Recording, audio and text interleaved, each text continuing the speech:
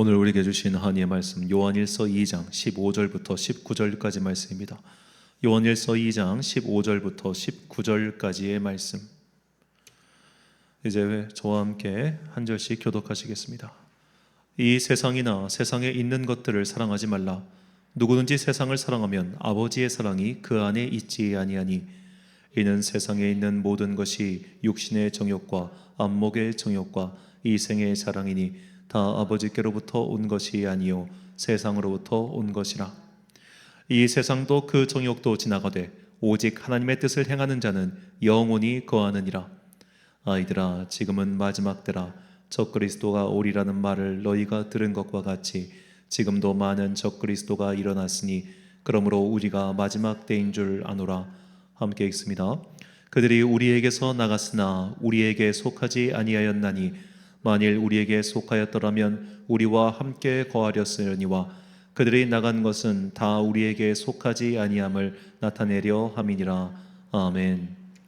선지자에게도 89번째 시간 소원의 함정을 피하는 기도란 제목으로 하나님의 말씀 선포하겠습니다.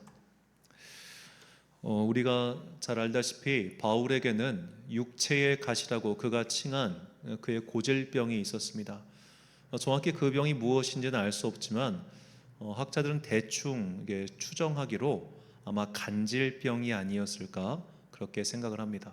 그러니까 오늘날 우리가 이제 보는 그런 간질병과는 다르게 이 고대의 사람들, 특히 이제 그 로마 제국 시대의 사람들은 이 간질병을 되게 영험한 병이라고 생각했어요.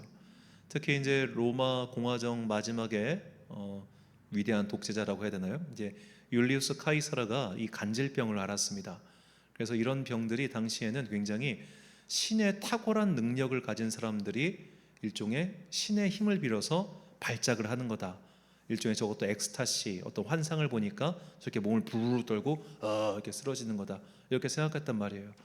아마도 바울에게도 이런 이제 고질병이 있었던 것으로 보입니다. 하지만 그는 이런 병 자체가 신의 힘을 빌은 것이 아닌 것도 알았기 때문에 이런 것이 자기에게서 사라지길 빌었던 거예요. 특히 이런 게 물론 당시 사람들은 그것에 대해서 막 문제적으로 생각하진 않았지만 자기가 괴로운 거예요. 막 사역하다가 설교하다가 갑자기 간질이 우르르 한다고 생각해 보세요.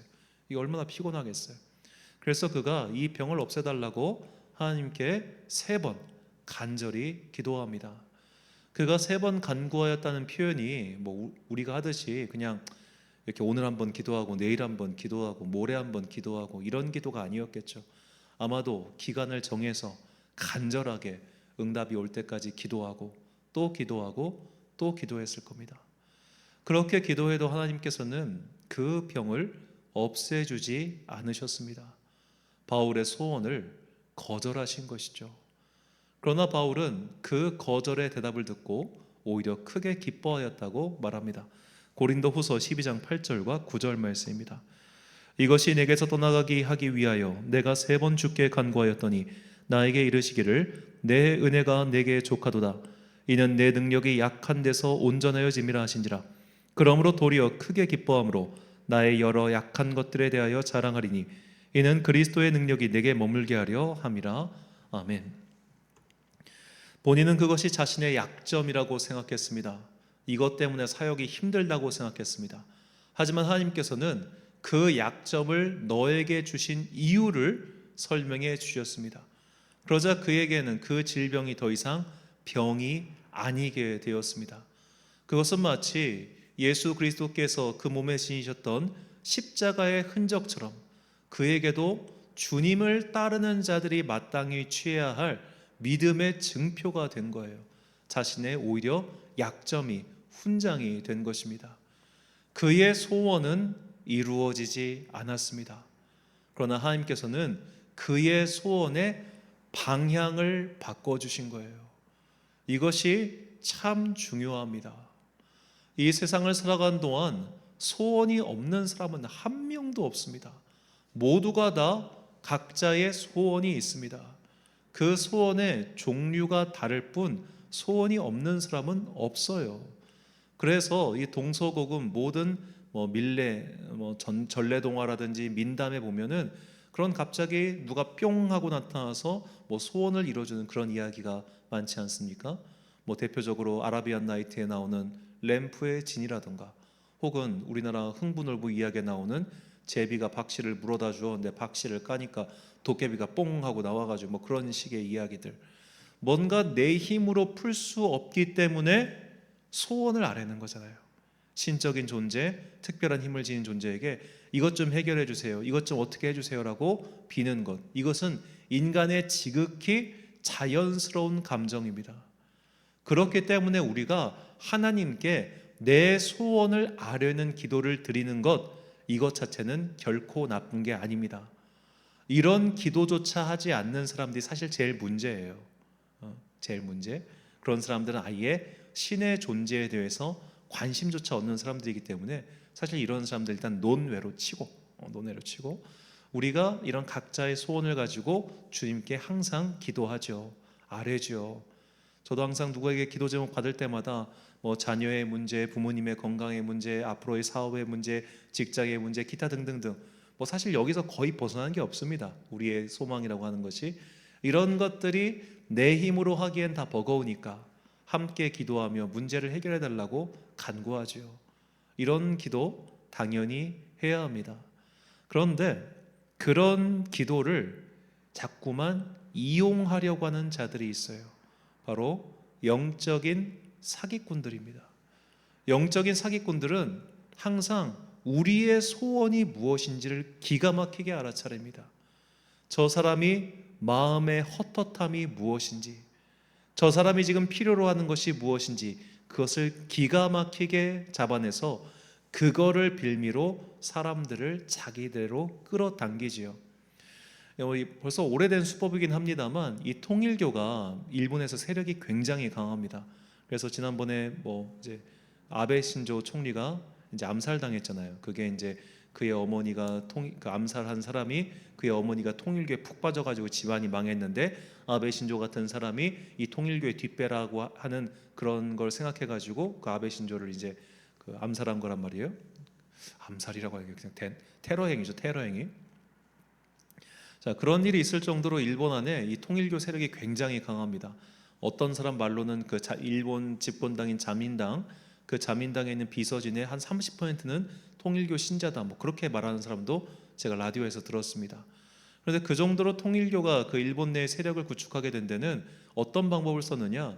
그들이 이제 70년대 후반부터 일본 도쿄로 가가지고 지방에서 상경한 청년들, 그 청년들에게 전도한 거예요. 지방에서 도쿄로 올라왔으니 그 사람들 마음이 얼마나 외롭고 쓸쓸했겠어요. 그 외롭고 쓸쓸한 그들의 소원을 이루어 주겠다, 즉 너희들에게 새로운 안식처와 공동체를 제공해 주겠다, 그거를 빌미로 사람들을 끌어당긴 겁니다. 지방에서 수도로 올라왔다는 것은 그만큼 간절하거나 혹은 공부를 잘하니까 올라온 거잖아요. 그렇게 오랫동안 이렇게 수를 쓰니까 지금 현재 일본의 상당히 지도층 중에 통일교 신자가 많은 거죠. 자, 이런 식으로 항상 이단 사이비는 우리의 소원, 여기 오면 너의 소원이 이루어져, 여기 오면 너의 소망이 들어져, 그렇게 우리를 끌어당기더라는 겁니다. 그렇기 때문에 소원의 방향을 바꾸지 않은 사람, 아직도 여전히 세월이 흘렀음에도 불구하고 그 기도의 제목이 내 소망, 내 소원, 내 육체, 내 성공, 우리 집, 우리 가정에 머물러 있는 사람은 자칫하면 이런 자들의 유혹에 걸려 넘어질 수 있다는 것이죠. 그렇기 때문에 오늘 사도 요한은 적그리스도에 대해서 설명하면서 그들의 수법에 넘어가지 아니하도록 먼저 아예 이런 것을 원천 차단하라고 우리에게 권고하고 있습니다. 본문 15절과 16절 말씀입니다. 이 세상이나 세상에 있는 것들을 사랑하지 말라. 누구든지 세상을 사랑하면 아버지의 사랑이 그 안에 있지 아니하니, 이는 세상에 있는 모든 것이 육신의 정욕과 안목의 정욕과 이생의 자랑이니 다 아버지께로부터 온 것이 아니요 세상으로부터 온 것이라. 자, 왜 사도가 이 말을 했을까요? 우리 자체에, 우리 안에 이 세상을 향한 사랑이 아예 없다면 그런 영적인 사기꾼들의 꾀임에 넘어갈 일 자체가 없어지기 때문입니다. 예를 들어 누가 우리에게 어떤 건강약을 판매하겠다고 찾아왔어요. 이거 먹으면요 건강해지고요 뭐 해주고 막 설명을 했단 말이에요. 근데 내가 이미 건강한 사람은 그런 거 안 넘어가요. 왜 보이스피싱에 사람들이 혹 하고 넘어가겠습니까? 돈이 없으니까요. 지금 돈이 너무 급해. 솔직히 돈이 급해. 그런데 그때 전화가 띠리링 와가지고 대출금리도 싸고 어쩌고 하면은 이렇게 할 확률이 되게 높아진다는 거죠. 그래서 실제로 그런 보이스피싱 범죄 피해자들을 살펴보면 돈이 많은 사람들이 피해를 당하는 게 아니라 없는 사람들이 피해를 당하는 경우가 훨씬 많다는 겁니다.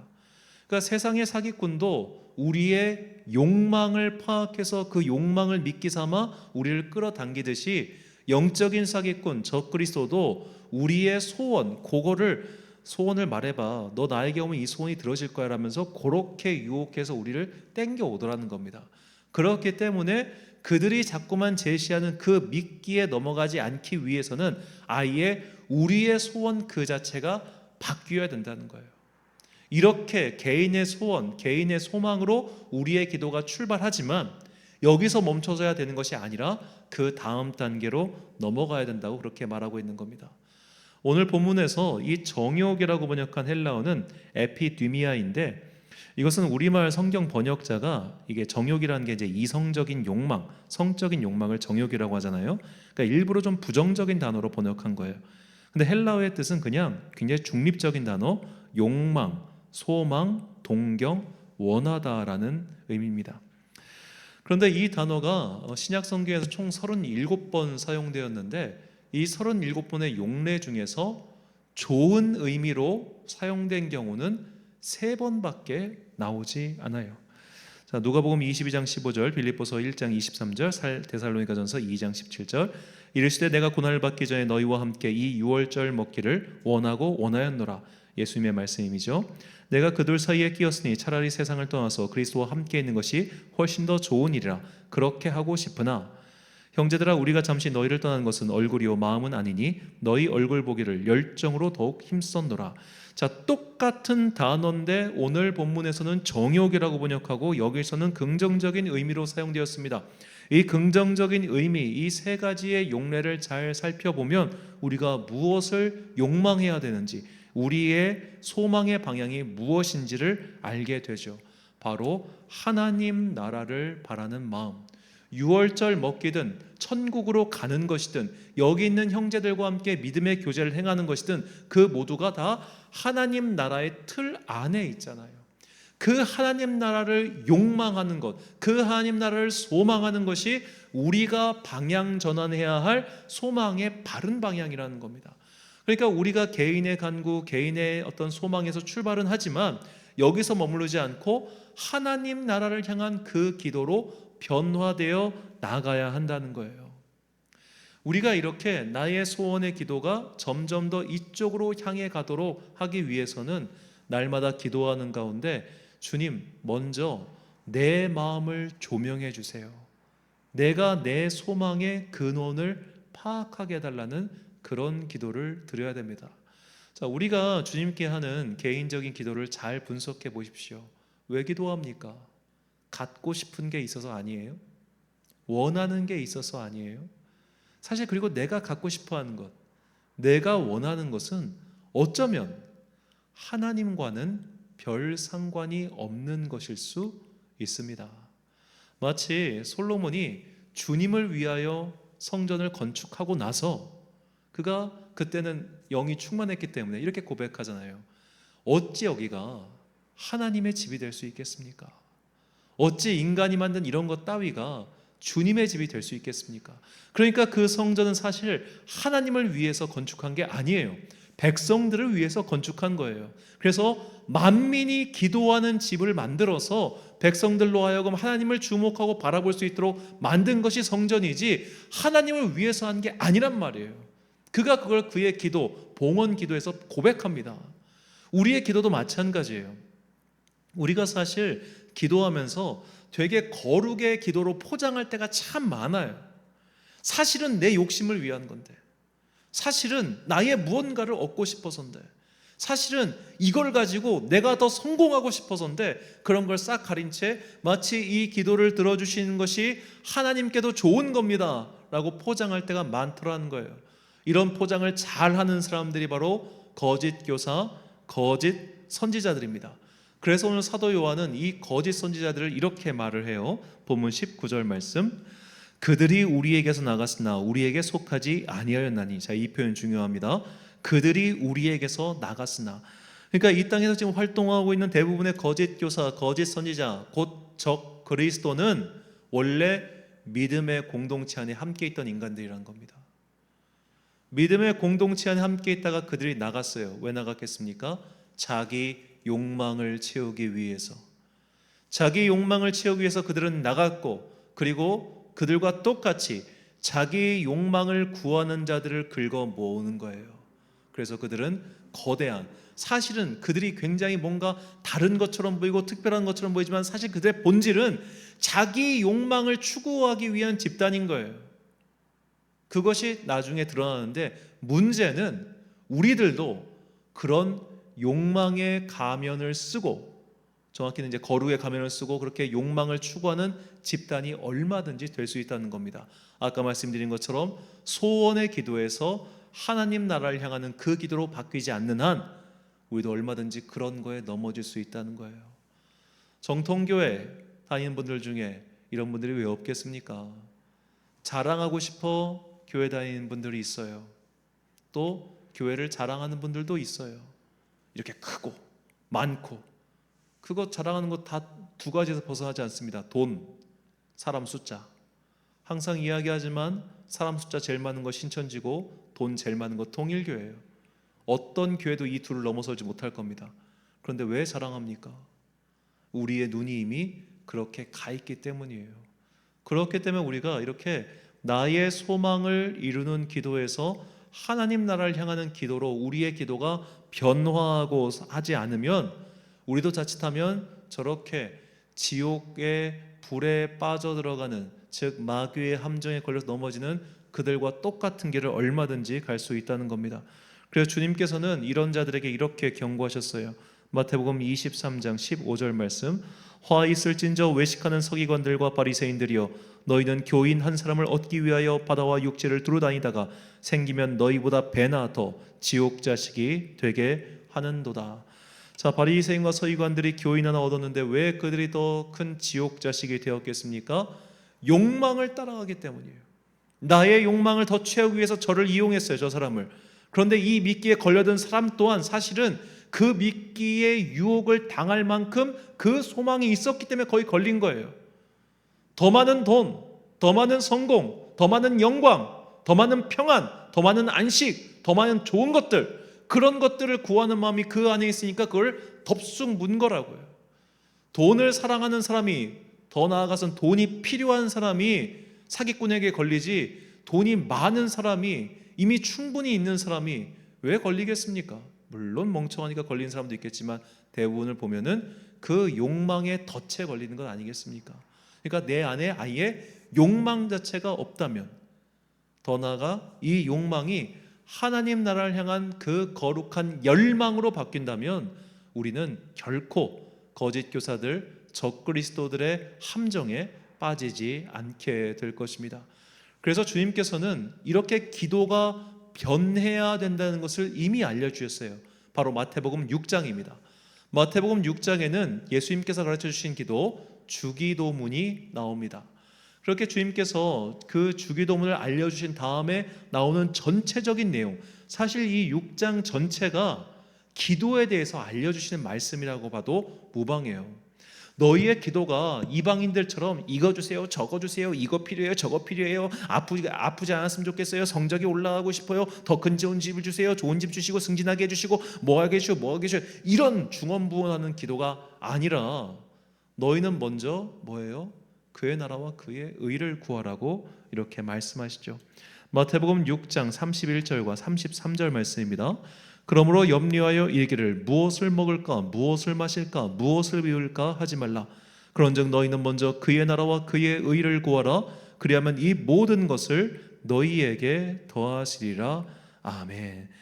자, 이렇게 우리가 자꾸만 이 세상의 정욕, 이런 것들을 정욕이라고 하겠죠. 이 세상에서 자꾸만 더 많은 것을 누리고 싶고 더 많은 것을 얻고 싶어 그런 기도를 드리면 이것은 이방인의 중언부언하는 기도야.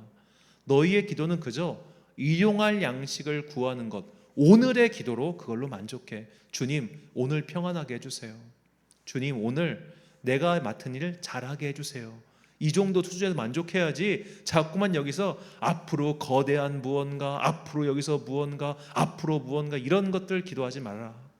너희의 기도는 오늘로써 종결되고 너희가 궁극적으로 기도해야 될 것, 주님, 내가 하나님 나라를 바라보게 해주세요. 하나님 나라를 바라보기 때문에 나를 이 땅에 보내신 예수 그리스도께서 주신 그 소명에 충성하게 하세요. 주님께서 보내신 그곳에서 내가 온 힘을 다하게 하시고 그를 위해 나에게 성령 충만하게 하시고 주님께서 나에게 주신 그 사명을 감당할 수 있는 힘을 달라고 기도하는 거지, 자꾸만 여기서 무언가를 더 얻고 더 이루기 위해 기도를 하는 한 우리는 계속해서 마귀의 공격 대상으로 노출되어 있는 겁니다.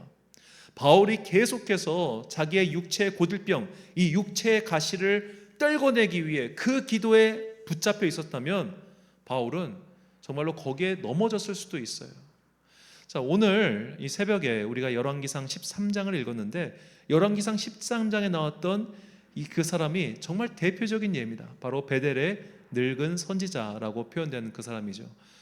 하나님께서 유다에서 당신께서 정하신 선지자에게 너 베델로 가가지고 북이스라엘의 왕 여로보암에게 심판의 말씀을 선포해라. 하지만 너 거기 가는 동안 어떤 것도 먹지 말고 어떤 것도 마시지 말고 왔던 길로 되돌아가지도 말고 다른 길로 가라. 그러니까 거기는 그냥 갔다가 선포만 하고 돌아와라 이렇게 하신 거예요.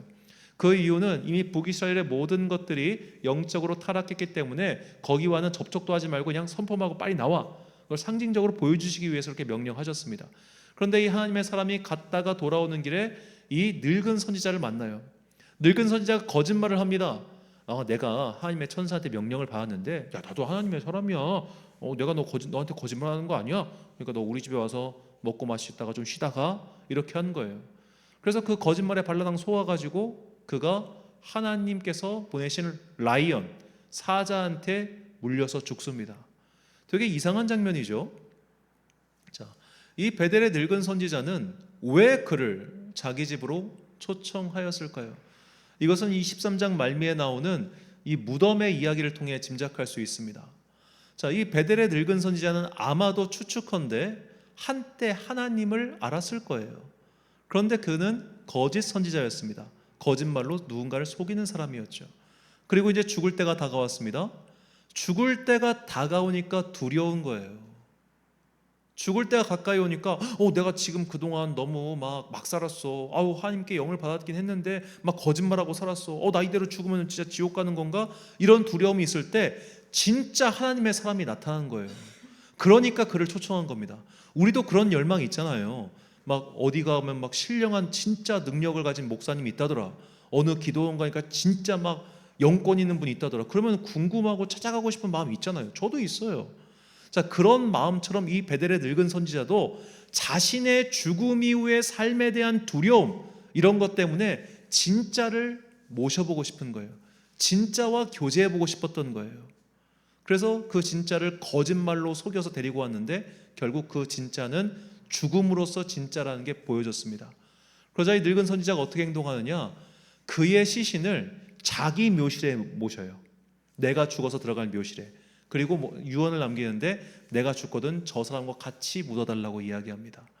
자, 이것은 그 당시 사람들이 이제 이스라엘 사람들 주로 굴에다가 시신을 안장했는데 이 초기에 부활 신앙이 있었어요. 우리가 죽으면은 저 굴에서 나올 거야라는 부활 신앙. 그때 부활을 할 때 의로운 사람, 하나님의 사람 곁에 있으면 나도 그와 덩달아서 부활할 거라 생각했던 거예요. 일종의 무속 신앙이었던 겁니다. 그 근거 중 하나가 이 열왕기상 13장을 보면 베델의 늙은 선지자는 그의 죽음을 슬퍼하지만 자신이 거짓말한 것 때문에 저 사람이 죽은 거에 대해서 잘못을 인정하거나 회개하지 않습니다. 그는 끝까지 욕망대로 살았던 사람이에요. 심지어 죽음 이후에 세계에 대한 욕망대로 살아서 하나님의 사람을 죽였어요. 그러면 왜 하나님의 사람은 그 거짓말에 넘어갔는가? 너무 지쳤거든요. 그 먼 길 왔다 갔다 하니까 목도 마르고 막 너무 지치고 있는데 누가 와가지고 아유 내가 천사대 명령 받았는데 너 오자 하니까 아 그렇겠구나 하고 지치고 힘드니까 거기에 넘어간 거란 말이에요. 자기 육체의 그 강력한 피로 때문에. 우리가 예를 들어 뭐 금식 오래 하거나 뭘 하면은 막 먹을 게 더 강하게 땡기고 그러잖아요. 그런 식으로 어떻게 보면 1차적인 욕구 때문에 죽게 된 것이죠. 물론 이 죽음은 안타깝지만 동시에 그 사기꾼의 수법에 우리가 주목해야 된다는 겁니다. 자신의 욕망을 위해 타인을 이용하고도 아무렇지도 않은 사람들이 바로 거짓 교사들이기 때문에 그런 거짓 교사들의 함정에 걸려 넘어지지 않기 위해서는 먼저 내 욕망이 뭐지? 그걸 깨달아야 돼요. 내 영혼의 빈자리. 오늘도 많은 사람들이 외로우니까, 헛헛하니까, 무언가 내 마음에 빈자리가 있으니까 그런 거를 쫓아서 신천지를 가고 어디를 가는 사람들 정말 많습니다. 여기 가니까 나를 사랑해 주더라는 거예요. 신천지에 갔다가 빠져나온 사람들이 항상 하는 얘기가 거기 가니까 나를 정말 사랑해 주고 인정해 주고 뭐 하더라는 거예요. 그러니까 그 사람은 왜 하나님 믿어요? 인정받고 싶어서.